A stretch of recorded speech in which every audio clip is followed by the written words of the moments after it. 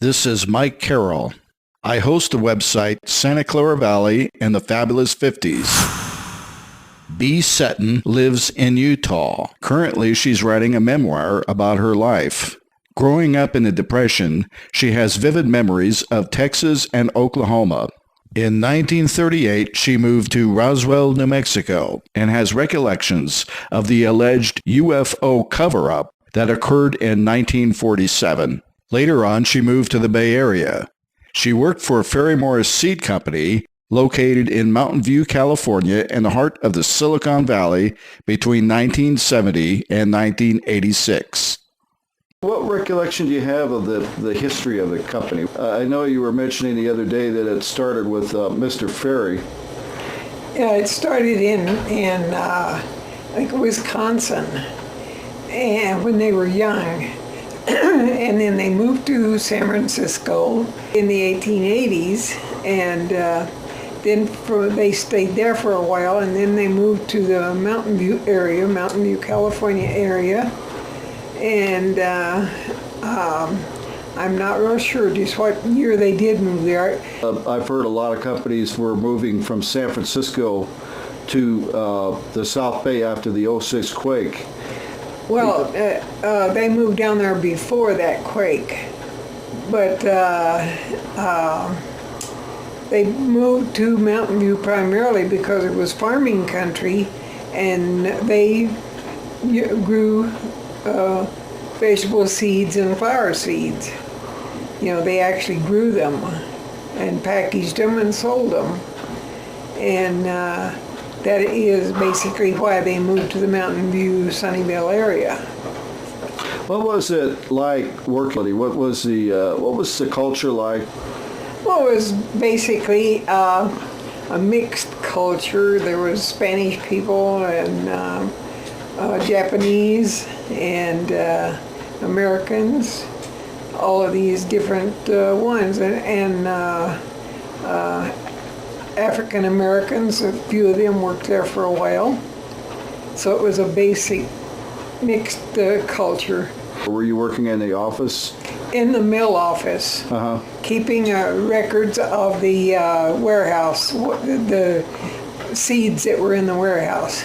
At times I worked out in the packaging department where we shipped the small packets out to customers. And I worked on a belt line, you might say, out there and packing those orders for different customers all over the world. And we had customers in foreign countries as well as America.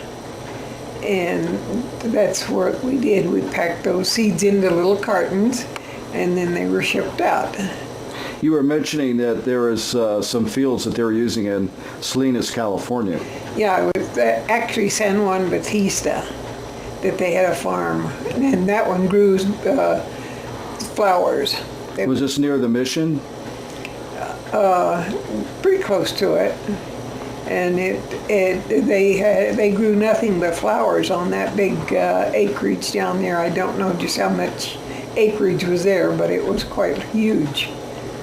Can you talk about the time during the Depression when the company actually flourished?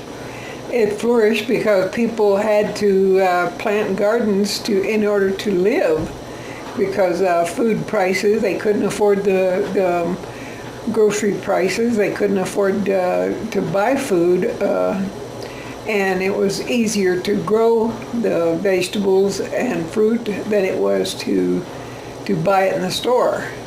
And there's many farmlands that did grow big vegetable gardens, and they call those victory gardens. Well, that was during the war.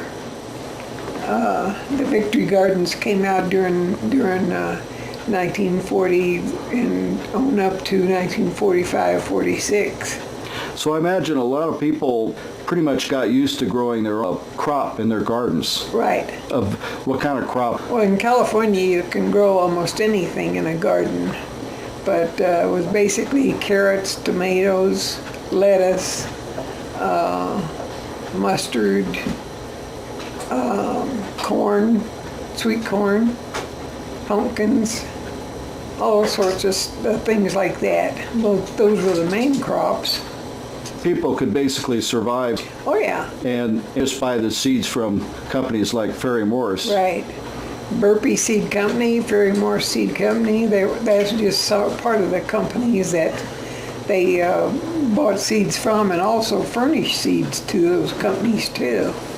Can you tell me what happened when the company closed? Well, they closed because of the so many vegetable, garden vegetables and all that closed down, and the price of labor went up so much that they decided to move to Modesto, where they could hire farm workers at a much cheaper price. Would this have something to do with the diminishing orchards Yes, from the it 50s and 60s in the Santa Clara Valley? Orchards and the vegetable stands, things like that, because they still had a lot of vegetable stands along El Camino Real in Mountain View, Sunnyvale, San Jose, all along through there. But the orchards, a lot of the orchards are gone. I know that because they tore them down to put electronics plants and things like that in there. Let's talk about the depression that's on a lot of people's minds right now because of the economy, the way we're going right now. Right. And you have a lot of memories. We hitchhiked from Terrell, Texas to Oklahoma.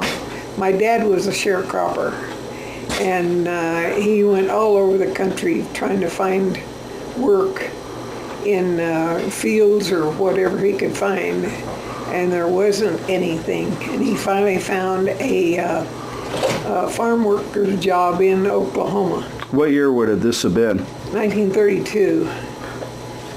So things were very bad in 1932. 32, 33, all along in there, clear up until about 1939. Can you describe hitchhiking and trying to find rides and the conditions of vehicles that were actually on the road back then? Well, there was no rides because people couldn't afford the gasoline, just like now they have the high price of gasoline.